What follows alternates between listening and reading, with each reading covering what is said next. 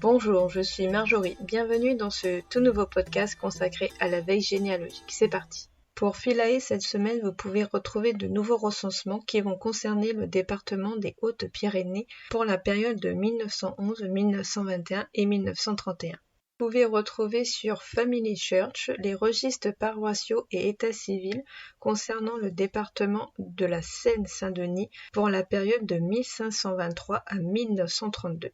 Concernant Généanet, vous allez pouvoir retrouver 287 nouveaux relevés collaboratifs, puis la mise à jour des décès de l'INSEE pour mai 2023. Vous pouvez retrouver pour le département du Finistère les tables de succession et d'absence. Concernant l'Ille-et-Vilaine, vous allez pouvoir retrouver les états civils de Rennes ainsi que les recensements.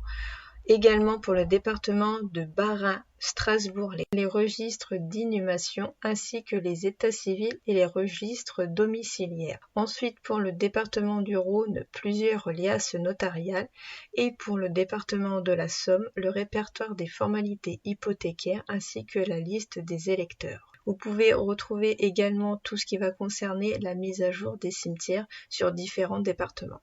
Toujours sur Généanet, un nouveau fonds est en libre service nommé les provisions d'office. Comme indiqué dans leur article de blog, donc pour devenir notaire, procureur ou encore conseiller sous l'Ancien Régime, il était nécessaire d'acquérir une charge, donc alias office. Donc Généanet a eu accès à des copies de ces lettres pour la période de 1674 à 1790 et sont conservées aux archives nationales. Donc ces lettres sont particulièrement utiles pour retracer la carrière de vos ancêtres.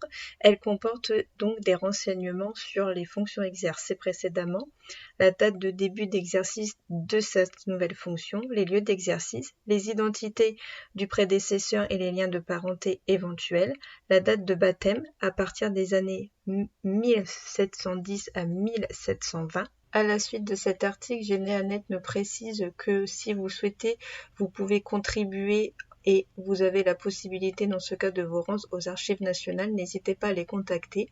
Et également, donc, comment retrouver une provision d'office dans Généanet. Je vous mettrai le lien de l'article dans la description de ce podcast.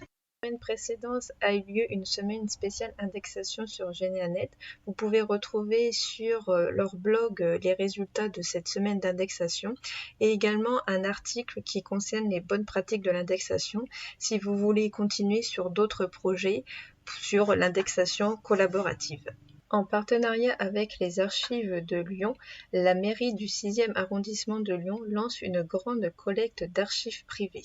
Que ce soit des plans, des cartes postales, des ouvrages, des affiches, des photographies, des enregistrements audio ou vidéo anciens ou récents, tous les Lyonnais sont appelés à confier leurs documents aux archives municipales de Lyon pour qu'elles soient classées, inventoriées et éventuellement restaurées et mises à disposition des chercheurs, comme est indiqué dans la tribune de Lyon. Si vous êtes intéressé, vous pouvez contacter directement la mairie du 6e arrondissement de Lyon. Les archives départementales des Yvelines nous fait part d'une nouveauté dans nos recherches généalogiques. En effet, dans leur base de l'état civil numérisée, donc sur leur site, vous pouvez retrouver désormais, sélectionner directement les tables décennales des 115 communes de l'arrondissement grâce à un filtre spécifique. France Archives nous indique que le service interministériel des archives de France lance l'appel à projet archivage numérique en territoire qui vise à subventionner les projets d'archivage numérique auprès des collectivités. Donc il est ouvert jusqu'au 14 novembre. Si vous êtes intéressé, vous pouvez retrouver tout un processus sur France Archives. Bibliothèque BNF a lancé un grand projet qui est acheter le manuscrit La Bréviaire de Charles V.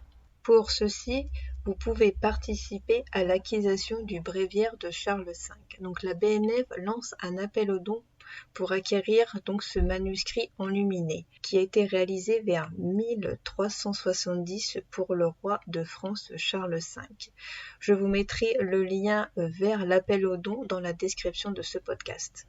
Mémoire des hommes propose des revues numériques constituées à partir des annotations réalisées à partir des registres de l'Ancien Régime en partenariat avec l'INSA de Rennes et l'IRISA Lab. Pierre-Valéry Archassal nous indique que vous pouvez désormais retrouver plus de 300 millions de données généalogiques néerlandaises et belges. Le portail s'appelle Archives ouvertes, donc c'est un site qui est donc disponible en français, en néerlandais, en anglais et en allemand. Donc ce portail est un métamoteur qui interroge plusieurs bases de données à partir d'un simple patronyme, depuis le champ global de la page d'accueil. Vous pouvez également utiliser le formulaire de recherche avancé si vous travaillez sur un nom courant ou si vous souhaitez affiner votre recherche. Il y a dans cette bibliothèque l'état civil, vous pouvez aussi retrouver les archives notariales, les cartes de prière, les registres de population et les registres de la milice, etc. Archives et Culture a créé une nouvelle vidéo que vous pouvez retrouver sur leur chaîne YouTube sur donc des photos de militaires ou conscrits dans votre famille d'avant 1914. Donc comment retrouver ces photos avec quelques pistes. L'École nationale des chartes vient d'ouvrir une nouvelle formation diplômante, donc un nouveau diplôme universitaire intitulé Histoire des familles et généalogie. Vous pouvez postuler si vous êtes intéressé avant le 23 juillet, en sachant que les conditions d'admission sont le diplôme Master 2 ou équivalent et que le coût est de 5 000 €, tarif unique. Je vous remercie pour votre écoute. N'hésitez pas à me faire part de vos commentaires sur ma chaîne YouTube et à mettre des avis ou 5 étoiles sur les plateformes de podcast qui le permettent. Et je vous dis à très vite pour un nouveau podcast généalogique.